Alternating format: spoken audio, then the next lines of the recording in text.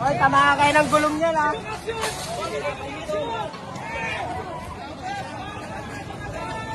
Gulong natin sila.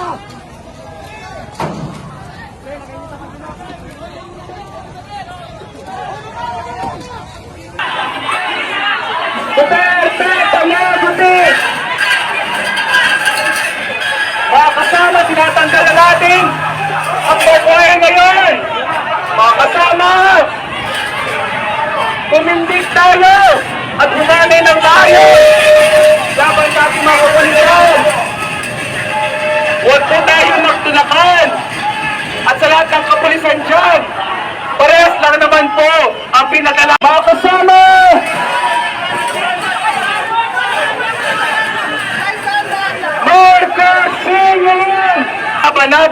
pinaglalaban natin na itaas ang sahod, ibaba ang presyo.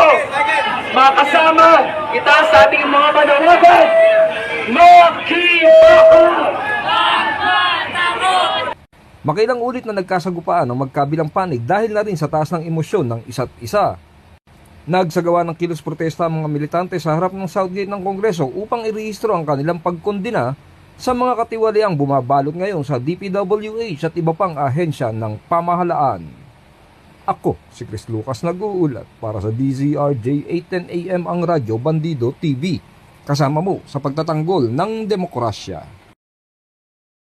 Sumiklab ang tensyon sa pagitan ng mga elemento ng QCPD Station 6 at mga militanteng aktivista kanina sa kilos protesta sa harap ng batasang pambansa. Ito ay matapos maghagis ng mga aktivista ng putik at pintura sa hanay ng mga pulis na nakabantay sa Southgate ng Kongreso. Nagtangka ang isang pulis na arestuhin ng isang militante kaya naman sumiklab ang gulo, hablutan, sikuhan at panununtok sa pagitan ng mga pulis at militante.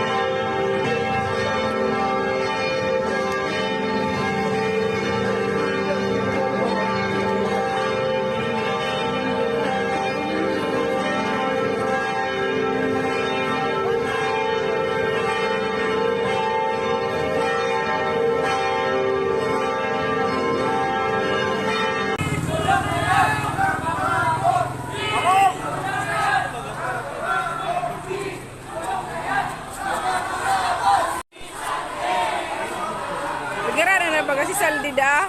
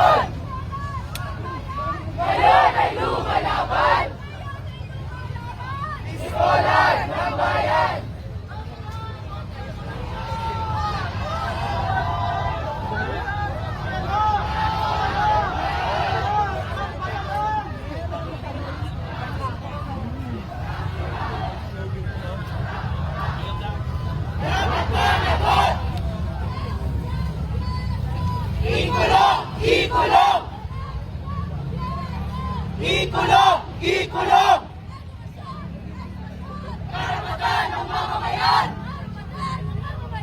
Edukasyon! Edukasyon!